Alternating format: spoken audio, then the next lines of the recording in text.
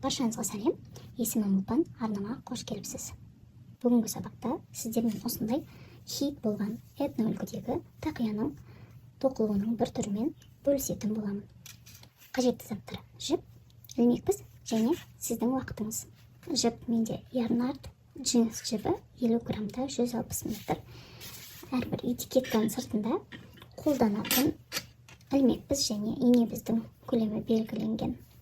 Тақия ілмекпізбен тоқылады. 3,5 мм депті. Менде дәл сол 3,5 мм жоқ. Мен 4 мм-мен тоқып шықтым.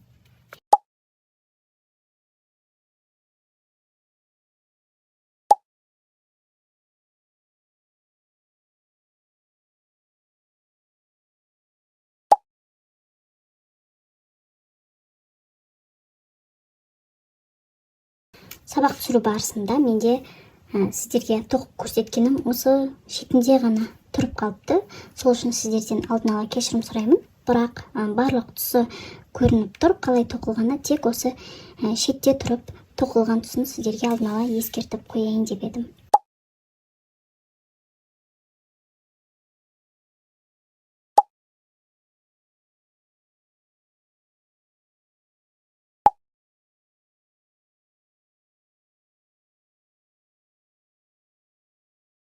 Барлық затымыз дайын болса, онда бисмиллах деп тоқуымызды бастаймыз. Енді жіпті аламыз және қарапайым шеңбер жасайтын боламыз. Жіптің қараңыздар, бастапқы ұшы сол жақ қолда, орамынан келіп тұрған жіп оң жақта. Енді осыны қараңыздар, мен қазір осы саусаққа жай ғана осылай орап аламын. Енді шешемін. Міне осындай әдісте. Жіптің ұшы астыңғы бетінде тұр, ал орамынан келіп тұрған ұшы жоғары жағында тұр. Жай ғана осылай айқастырдық. Енді осы тұстан ұстап тұрамын да, және орамнан келіп тұрған жіпті қазір іліп аламын. Ілмекпізді аламын, шеңбердің ішіне саламын да, жіпті осылай іліп шығарамын. Және бірден қазір екінші тағы да бір ілмекпен бекітіп аламын. Міне осындай әдіспен жіпті тартып ұстап тұрып, міне бір ілмек көтеріп аламыз. Енді осы шеңбердің ішіне қазір біз 17 баған тоқитын боламыз. Бірінші кезекте 3 ілмек көтереміз. 1, 2, 3. Енді осы үшінші ілмекке белгімізді қойып кетеміз. Маркер деп айтылады. Осы бергі қабырғасына жай ғана өткіземін да қалдырып кетемін. Енді келесі жіп иірілген баған, яғни столбик с накидом. 17 баған тоқитын боламыз шеңбердің ішіне.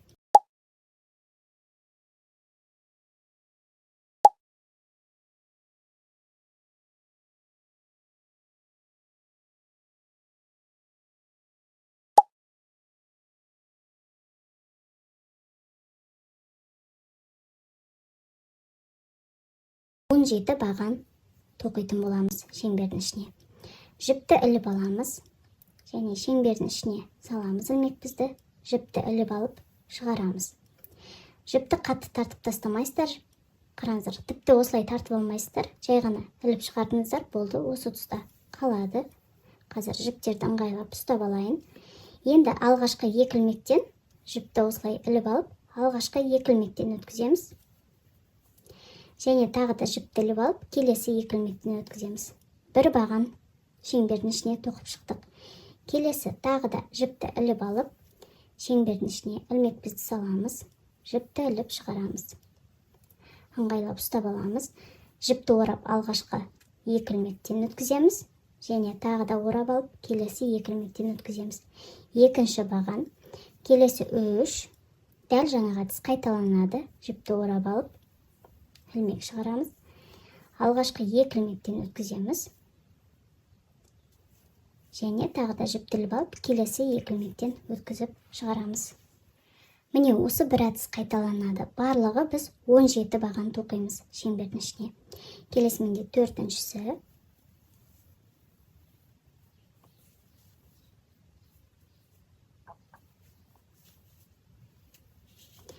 5. Осылай жіптерді ыңғайлы болу үшін осылай өздеріңіз ұстап тұрып, жіптерді іліп шығарып аласыздар.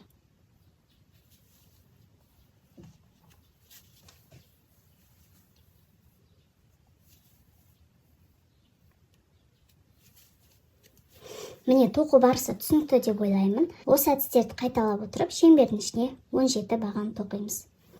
Міне мен 17 баған көтеріп алдым. Қосымша санап шықтым. Барлығы дұрыс. Сіздер де санап аласыздар. Және қараңыздар. Шетінде көтеріп алған 3 ілмек бізде 18-ші баған болып саналады. Сіздерде де дәл солай. Осы көтеріп алған 3 ілмектен бөлек барлығы баған саны 17 болу керек. Енді жіптің ұшын тартамыз да, яғни шеңберді жинаймыз. Жіптің ұшын тартамыз. Қатты тартып, жібіміз үзіліп кетпесін.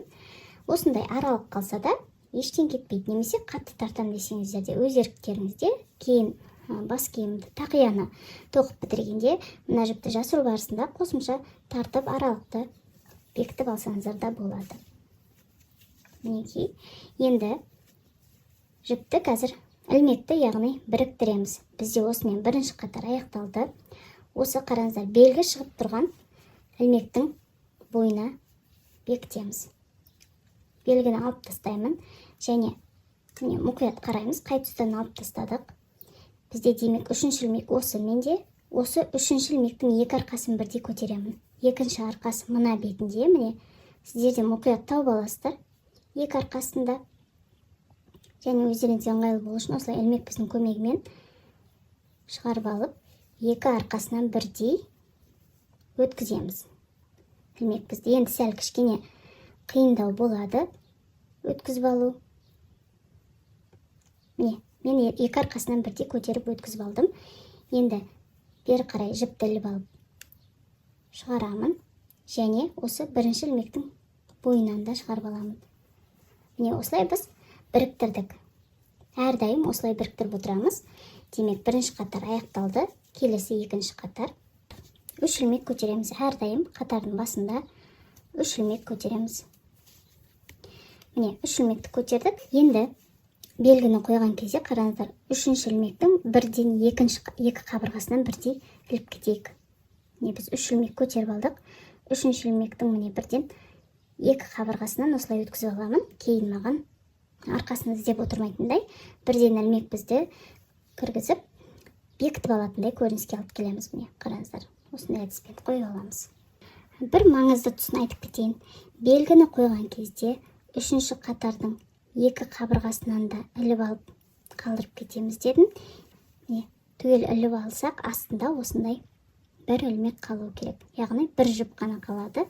Бергі бетінде екі қабырғасын іліп алдық. Дәл осылай әрбір осы белгіні ілген сайын дәл осы көріністе қалдырып іліп отырасыздар. Және келесі қатарды аяқтаған кезде қатарды бекіту үшін дәл осы ортасынан салып екі қабырғасын көтеріп бекітетін боласыздар. Енді тағы да қосымша бір ілмек көтереміз. Және келесі осы қараңыздар, тоқыманың бастамасы міне бізде содан кейінгі бірден бірінші ілмекке бір баған тоқимыз. Жіп иірілген, яғни столбик знакида. Қараңыздар, ілмектің міне әрбір осындай өрілген ілмек бар. Соның екі қабырғасынан бірдей арғы бетіне өтеміз. Жіпті іліп аламыз келесі әдіспен және шығарамыз. Дәл бағанағы әдіс қайталанады. Алғашқы екі ілмектен өткіземіз және келесі екі ілмектен өткіземіз. Бір бағаны тоқыдық. Енді бір ілмек көтереміз қосымша.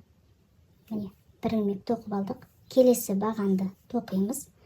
Қасындағы екінші ілмекке ешқандай арасынан бір ілмек қалып қалмасын, мұқият қараймыз. Міне менде келесі ілмек. Осы тұсқа бір баған тоқимын және жаңағы әдістерге екі ілмектен өткіземіз. Кейінгі екі ілмектен өткізіп аламыз. Тағы да бір ілмек іліп аламын. Келесі бағанды қасындағы кезекті үшінші ілмектің төбешігіне тоқимын. Осы бір әдіс қайталанады. Қараңыздар. Әрбір бағанның ортасында біз бір ілмек көтеріп отырамыз. Бір баған тоқыдық, бір ілмек көтереміз, келесі баған, бір ілмек көтереміз, келесі баған және әрбір осы ілмектің төбешігіне тоқылады. Кезекті бағанды тоқыдық, демек бір ілмек көтереміз және жіпті іліп алып, келесі ілмекке бір баған тоқимыз. Алғашқы екі ілмектен өткіземіз және келесі екі ілмек қайталаймыз. Бір ілмек көтереміз және келесі бағанды тоқимыз. Осы әдіспен айналдыра тоқып шығамыз.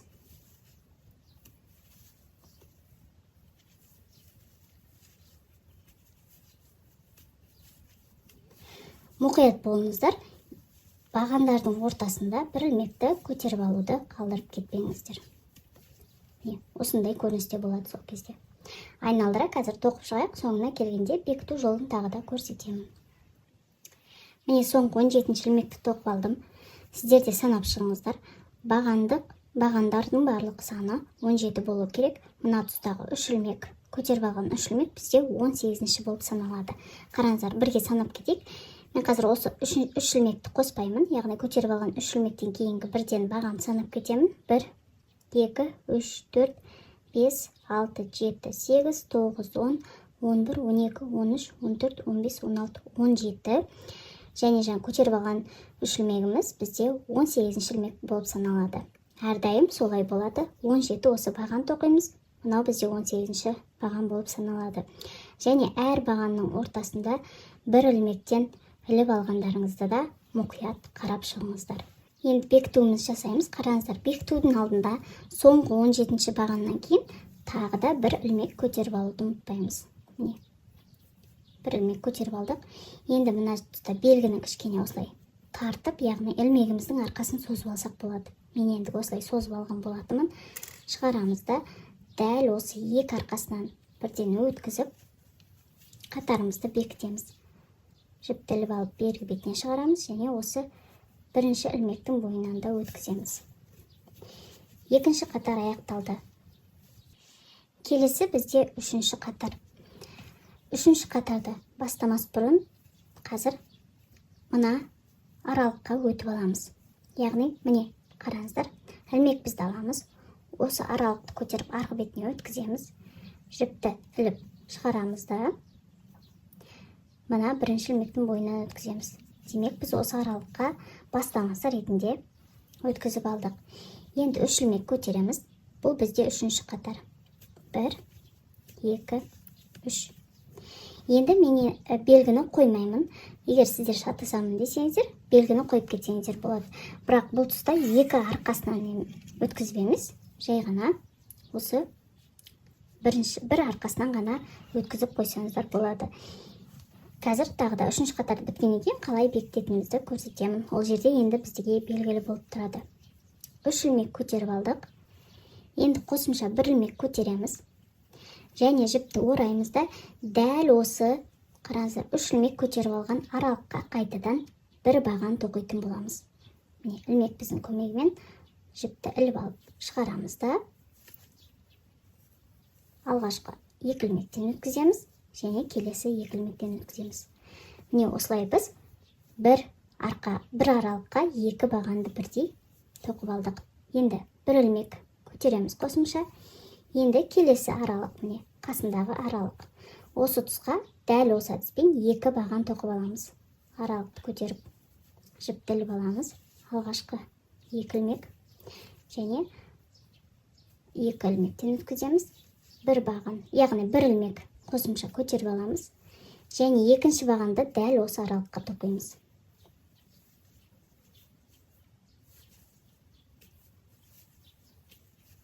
Міне осы әдіс қайталанады бізде. Әрбір аралыққа 2 баған тоқылады және 2 баған ортасында 1 ілмектен. Қараңыздар, 2 баған тоқыдық. Қосымша 1 ілмек іліп алдық. Және келесі аралыққа 2 баған тоқылды. Әрбір аралықта 1 ілмектен. Қайталаймыз. 1 ілмек көтереміз. Жіпті іліп алып, келесі аралыққа бірінші бағанымыз. Және тағы да 1 ілмек көтереміз. Келесі екінші бағанды дәл осы аралыққа тоқып аламыз. Шатасып қалмаймыз. Әрбір ілмекте 2 баған және бір осындай ілмектен әрдайым көтеріп отырамыз. 1 ілмек көтердік. Келесі аралыққа кезекті бағанымызды тоқимыз. 1 баған тоқыдық. Ілмек көтереміз. Екінші бағанды осы аралыққа және 1 ілмек көтереміз. Келесі аралыққа бірінші баған бір ілмек көтереміз және екінші баған. Және қосымша бір ілмек көтереміз, кезекті аралыққа бірінші баған, ілмек көтереміз және екінші баған. Және ілмек көтереміз. Міне осы әдістерді қайталап отырып, соңына дейін тоқып аламыз. Үшінші бағанды да аяқтап қалдым. Соңғы екі бағанды тоқып алдым. Енді бекітудің алдында бір ілмек көтереміз. Және қараңыздар, бізде көтеріп алған үш ілмек бар. Жай ғана осы көтеріп алған үш ілмекпен бір баған, екеуінің ортасына ілмек бізді осылай өткізіп аламыз да, осы тұстан бекіту жасаймыз. Жіпті іліп алып шығарамыз және бірінші ілмектің бойынан өткіземіз. Осымен үшінші қатар аяқталды. Осындай көріністе болады. Енді ары қарай әрбір қараңыздар, бізде сол кезде V-образды осындай белгілер пайда болды. Галочка деп айтылады, Сол V-образды екі белгінің ортасында міне бізде осындай аралықтар бар. Қазір келесі қатарларда осы аралықтағы ілмек саны ғана өзгеріп отырады. Ал мына тұстағы V-образды галочка осы бір әдіспен тоқылады. Яғни осы екі V-образды ойықтың ортасына екі бағаннан тоқылады. Одан кейін осы аралыққа қазір бір емес, екі ілмек көтереміз. Қазір тоқу барысында қосымша түсінікті болады. Келесі бізде төртінші қатар. Егер сіздер қатардан шатассаңыздар, осы тұсқа жаңа айтып кеткендей белгіні қойып отырасыздар. Мысалы, қазір біз үш ілмек көтереміз, 2, 3, және осы тұсқа белгіні қойып кетсеңіздер болады. Жай ғана осы үшінші ілмектің қабырғасына қойып кетуге болады. Енді қосымша бір ілмек көтереміз және дәл осы тұсқа қайтадан бір баған тоқимыз. Жіпті іліп аламыз және аралықтан өткізіп бір бағанымыз тоқимыз. Алғашқы екі ілмектен өткіземіз және кезекті екі ілмек. Енді алғашқы екі бағаны тоқып алғаннан кейін екі ілмек көтереміз. Мына аралықта біз бір ілмек көтерген болсақ, келесі қатарда екі ілмек көтереміз. Келесі V-образды, яғни міне галочканың аралығына екі баған тоқылады. Қараңыздар, бізде бірінші баған бір және бір ілмек көтереміз, екінші бағанды тоқимыз.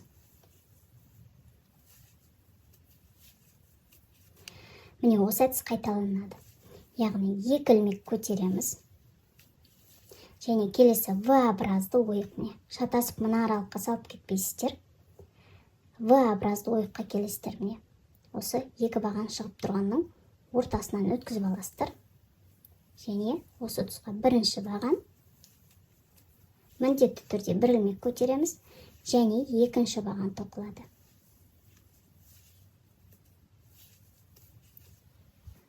Қайталаймыз.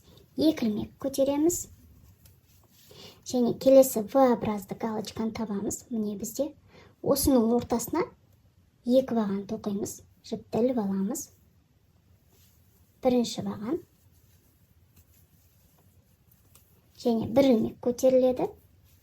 Келесі екінші баған.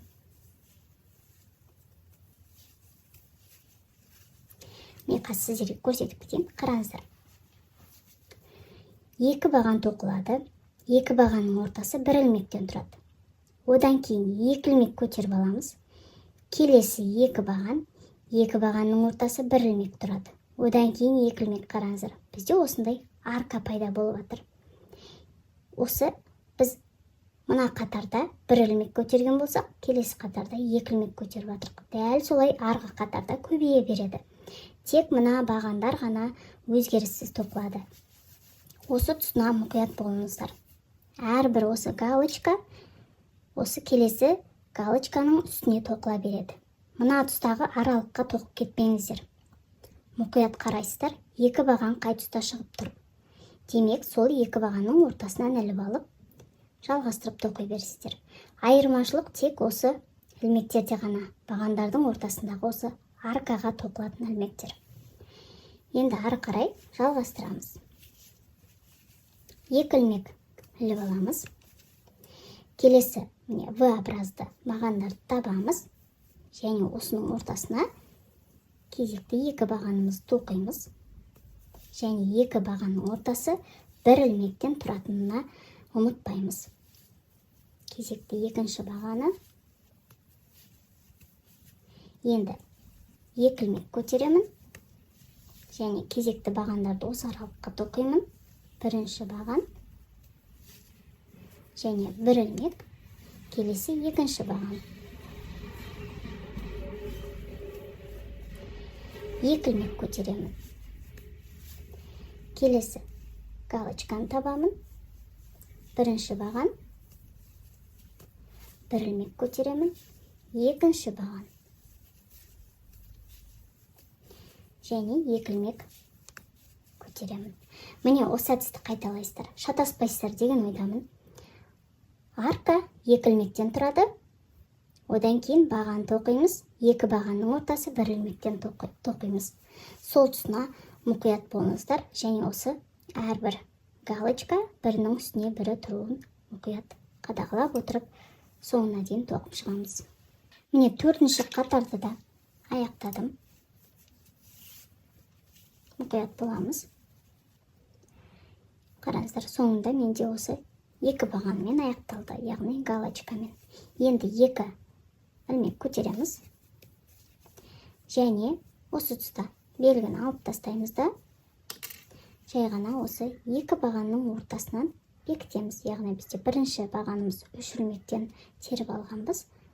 Келесі бізде столбиксін әкедім. Сол екеуінің ортасына саламыз да, қатарымызды бекітеміз. Жіптіліп алып шығарамыз бергі бетіне. Және бірінші ілмектен де өткізіп аламыз. Осымен төртінші қатар аяқталды. Енді ары қарай, қазір сіздерге түсінікті болу үшін қосымша айтып кетейін. Осындай көріністе болады. Екі баған, ортасы екі ілмек. Яғни осы екі бағанды мен енді келесіде галочка деп айтатын боламын. Ал оның ортасындағы ілінген ілмектердің ортасы бізде арка болады. Арка, галочка, арка, галочка, арка, галочка. Міне, V-образды галочка, ортасындағы теріп алған ілмек арка болып табылады. Енді біз ары қарай қатарлар осы аркадағы ілмек санымен ғана айырмашылығы болады. Басқа тұстары бірдей тоқылады. Яғни галочка осы бір әдіспен тоқылады, екі бағаннан тұрады және ортасында бір ілмек. Ал арка келесі бесінші қатарда екі емес, үш ілмектен тұрады. Қазір қосымша тоқу барысында түсінікті болады. Келесі бесінші қатар үш ілмегімізді көтереміз. Бір, екі, үш. Және қосымша бір ілмек көтеріледі. Жіпті іліп аламыз. Дәл осы аралыққа бір баған тоқимыз. Алғашқы галочканы тоқыдық. Енді арка үшін үш ілмек көтереміз. Бір, екі, үш. Келесі галочка тоқимыз. Міне бізде осы тұсқа екеуінің ортасына саламыз да, кезекті екі бағанымызды тоқимыз. Бұл менде бірінші баған. Және бір бағаннан кейін бір ілмек көтереміз. Келесі екінші баған осы аралыққа. Келесі арка. Арка үшін үш ілмек көтереміз. Бір, екі, үш. Кезекті галочка осы аралыққа. Бірінші баған. Екеуінің ортасына бір ілмек көтереміз. Келесі екінші бағанды дәл осы тұсқа. Енді арка үшін үш ілмек. Бір, екі, үш. Келесі галочка. Осы тұсқа екі баған тоқимыз. Және екі баған ортасында бір ілмек. Кезекті екінші бағанымыз. Енді үш ілмек көтереміз арка үшін. Және келесі галочканы табамыз. Сол жерге кезекті бағандарды тоқимыз. Осы әдіс қайталанады соңына дейін.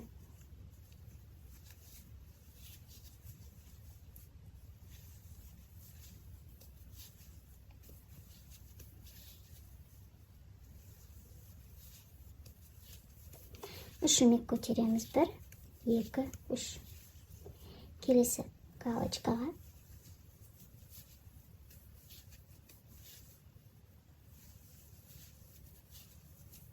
Міне, осы әдіс қайталанады, өздеріңіз еш қиындықсыз тоқып аласыздар деген ойдамын. Ендігі бізге тоқыма кішкене жеңілдеу. Галочкаға осы 2 баған тоқылады, 2 бағанның ортасы 1 ілмек. Одан кейін арка үшін 3 ілмек көтереміз және қайталаймыз. Әрбір галочканың осылай төбесінен тоқып отыратын боламыз.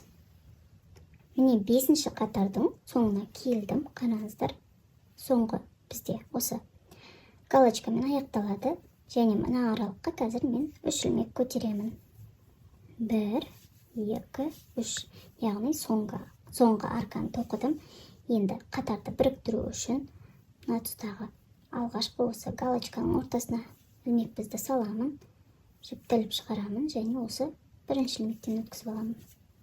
Осымен 5 қатар тоқып алдым. Енді мұқият қараймыз. Маған осы диаметр жеткілікті. Осы төбесіндегі диаметр жеткілікті. Міне сіздерге қосымша диаметрін өлшеп көрсетейін. Мен қараңыздар, бұл жерде аркалардан емес, галочкалардың бойымен қойып, сызғышты өлшеп аламын. Міне, шамамен плюс-минус 12 сантиметр төбесі. Енді ары қарай мен осы бір әдіспен тоқи беремін. Яғни аркаға ешқандай ілмек қоспай, 3 ілмектен тағы да белгілі қатар тоқимын. Ендігі мен бас киімнің биіктігін тоқимын. Қосымша міне түсінікті болу үшін сіздерге көрсетіп кетейін. Төбесі 1-ші қатар, одан кейін 2-ші қатар, 3-ші қатар және 4-ші қатар, 5-ші қатар. Мен қазір осы 5-ші қатарға келдім. Арка 3 ілмектен тұрады. Ары қарай қараңыздар, мен осы арканы өзгертпей 3 ілмектен тоқып отырдым, белгілі қатар санына дейін. Барлығы қанша қатар тоқып алғанымды және қанша сантиметр тоқығанымды алдағы уақытта қазір көрсетіп кететін боламын қосымша. Енді ары қарай жаңа айтып кеткендей еш өзгеріссіз осы аркаларға 3 ілмекті тоқып отырып жалғастырамын. Сіздерге қосымша көрсетіп кетемін. Әрдайым бір әдіспен көтеріп аламыз 3 ілмекті, 2, 3. Және 3-ші ілмекке белгі қойып кетсеңіздер болады. Мен ендігі қоймаймын. Және 1 ілмек қосымша көтереміз. Және бір бағанды дәл осы тұсқа тоқимыз. Міне галочкамды тоқып алдым бірінші. Енді арка өзгермейді дедім. 3 ілмекпен тоқимын. 1, 2, 3. Келесі галочка. Осы аралыққа және әр бағанның ортасы 1 ілмектен тұрады. Дәл осы тұсқа 2-ші баған. Енді кезекті арка 3 ілмек көтеремін. 1, 2, 3. Жіптіліп аламын. Келесі галочкаға 1-ші баған. Және 1 ілмек көтеремін. Кезекті 2-ші баған дәл осы тұсқа. Міне, осы әдіспен қайталап, мен соңына дейін тоқи беремін. Енді бәріңіз тоқу түсінікті деп ойлаймын. Ары қарай айналдыра, осы тұста бекіту жасап отырып, қатарды тоқып аламын мен. Қазір сіздерге барлығы қанша қатар тоқимын, соны түсіндіріп кетемін. Қараңыздар, барлығы мен қанша қатар тоқыдым. 1, 2, 3, 4, 5, 6, 7, 8, 9, 10, 11. Барлығы 11 қатар тоқып шыққан болатынмын. 5-ші қатарда менде 3-ші ілмекпен аяқталды, 1, 2, 3, 4, 5. Міне, 5-ші қатарда арка 3 ілмекпен аяқталды. Демек, ары қарай 6 қатарды осы аркаға 3 ілмекті тоқып отырып аяқтадым. Барлығы жаңа айтып кеткендей 11 қатар. Ал биіктігіне келетін болсақ, маған биіктігі 12 сантиметр. Жеткілікті болды. Міне, қазір. Міне, 12 сантиметр биіктігі 11 қатарда. Сіздер өздеріңіз 11, немесе 12, немесе 13 деген сияқты өздеріңізге керекті биіктікке дейін тоқи бересіздер.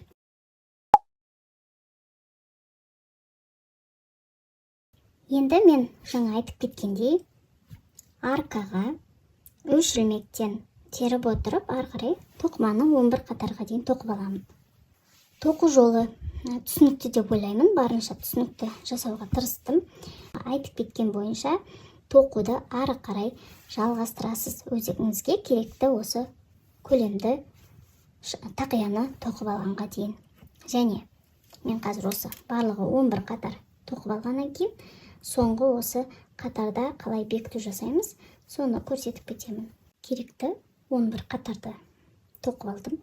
Енді қазір мына тұста біріктіремін. Осы осы екі бағанның ортасына ілмекті салып, сол бір әдіспен бекітуімді жасап аламын.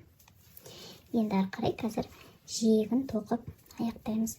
Менде мына тұста жіп жалғауға тура келді. Міне қараңыздар. Осы тұста жіпті жалғап алдым. Мен қазір оны жиегін тоқу барысында осының бойына жасырып кететін боламын. Енді бір ілмек көтереміз. Және міне осы галочканың ортасына тағы да бір ілмек тоқып аламын. Бұл жерде ендігі біз накидпен тоқымаймыз. Жай ғана жаңағы баған тоқимыз. Ешқандай жіпті орамай, қарапайым бағанмен тоқимыз, иә? Столбик, жай ғана столбик без накида. Келесі осы тұсқа тағы да бір бағанды тоқып аламын. Енді мына тұста арка. Арка менде 3 ілмектен тұрады. Мен бұл жерге 2 ілмек қана тоқимын. Мен бұл жерге 2 баған тоқимын. Демек, 1 ілмек кем тоқылады. 1, 2 баған тоқимын дедім. Енді келесі галочкаға 2 баған тоқимын.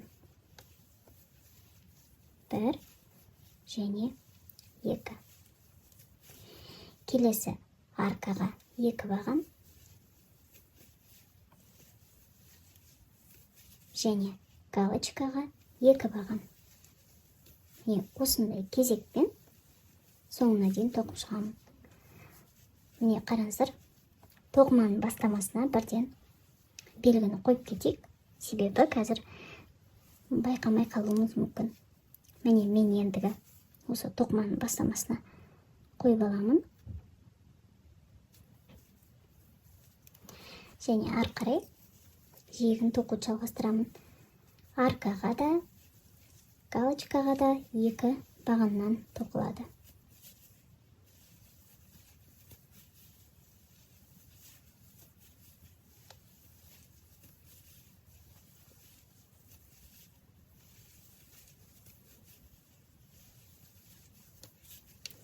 Міне, осы әдіспен осы соңына дейін тоқып шығамыз. Міне, соңына да келдім. Қазір ілмекті созып тұрып, бірінші осы тұста осылай ілмектерді түзеп аламыз. Осылай дөңгелетіп түзеп аламыз. Енді осы тұста жаңағы кімге тоқып атсыздар, кигізіп көресіздер. Мына тұста жиегі тартып қалмады ма? Яғни жақсы келіп тұр ма?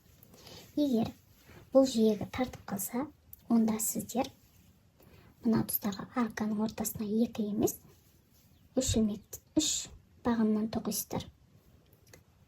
Міне, солай кішкене кеңейтіп алсаңыздар болады.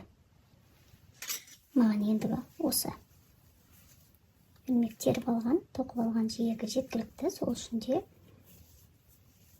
біріктіремін. Белгіні алып тастаймыз. Және міне тұстағы бізде бірінші баған, соның төбесіндегі 2 арқасын көтереміз. Жіпті іліп алып өткіземіз. Енді мен қосымша тағы да бір қатар осы ілмектердің үстінен тоқып шығамын. Бір ілмек көтереміз. Және жаңағы қараңыздар, осы көтеріп алған ілмекке қайтадан осы тұсқа 2 арқасын көтеріп, тағы да бір ілмек тоқылады, яғни бір баған. Енді келесі әрбір бағанның арқасынан іліп отырып, тағы да бір қатарымызды тоқып аламыз. Мына тұста ұмытпай тұрғанда бірден белгі қойып кетеміз тоқыманың бастамасы. Міне, тоқыманың бастамасына бірден белгі қойып кетуді ұмытпаңыздар.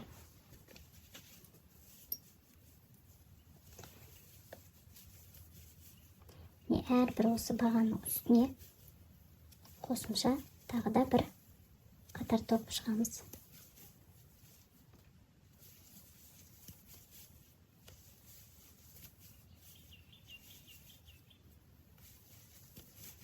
Айналдыра тоқып аламын. Міне жиегінің екінші қатарында аяқтадым. Дәл жаңағылай жүргізіп шығасыздар, қолмен осылай жиектерін түзулеп, ілмектерін. Енді қараңыздар. Міне енді кезекті аралығын көріп алыңыздар.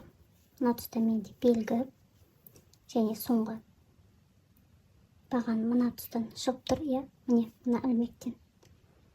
Енді оның жоғарғанда осындай кішігірім ілмектер бар. Ол ілмектерге ештеңке тоқмаймыз. Ол бізде жаңағы бірінші қатарда бекіткендегі пайда болған ілмек. Осы тұстан қазір бірден жіпті қиямыз. Сәл ұзындау қалдырасыздар. 20 см көлемінде. Енді қазір ары қарай тартып шығарамыз ілмегімізді. Инемен қазір бір ілмек жасап кетеміз. Жіпті инеге өткізіп алдық. Белгін алып тастаймыз. Енді алғашқы ілмек міне осының екі арқасынан бірдей инені өткіземіз. Тартамыз. Енді қатты тартып тастамаймыз. Яғни біз осы ілмек сияқты жасаймыз. Қараңыздар. Қазір осылай аралыққа кіргізсек бір ілмек болады. Жаңағы жіп шығып тұрған ілмектің бір арқасынан және ішінде қараңыздар осындай тағы да бір қосымша арқа бар. Сол аралықтан өткіземіз. Жіпті тартып шығарамыз. Міне, демек соңғы ілмекті жасап алғандай көрініске алып келдік. Енді осы тұстан түйін жасаймыз. Мына тұстағы бір аралықтан өткізіп алып, қазір қарапайым түйін жасап шығарамыз. Жіпті соңына дейін тартпай, осының ортасынан өткіземіз да. Енді кішкене қаттырақ тартып түйін жасап, қазір мына жиегіндегі ілмектердің бойына осы иненің көмегімен жібімізді жасырып шығамыз. Осылай келесі жоғары жағындағы жиегіне де жүргізіп отырып жасырып шығуға болады. Қараңыздар, арғы бетіне кішкене өтіп кетпейтіндей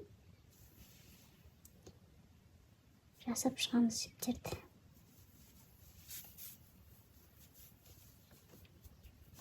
Осы әдіспен жасырып, одан кейін қиып тастаймыз.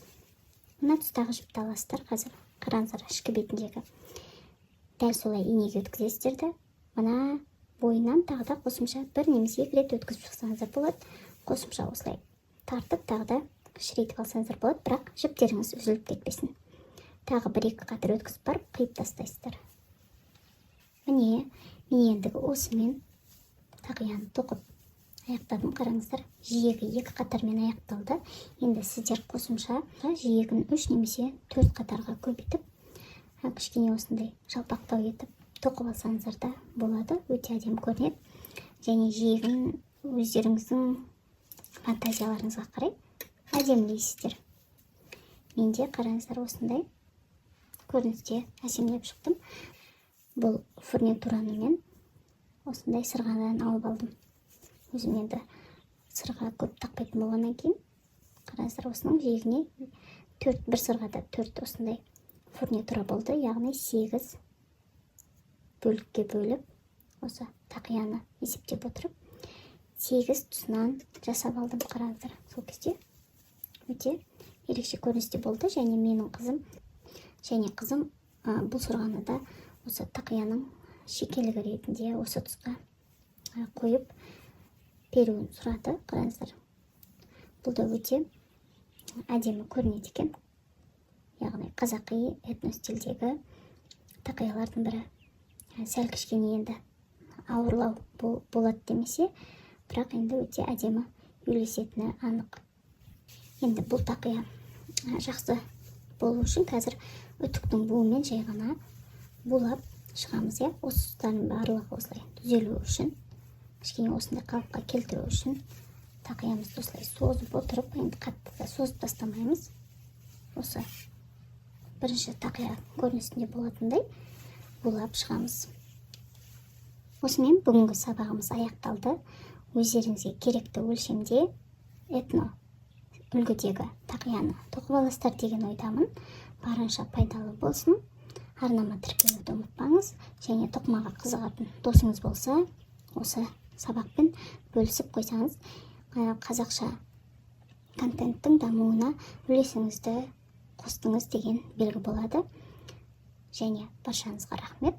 Келесі сабақта кездескенше сау болыңыз.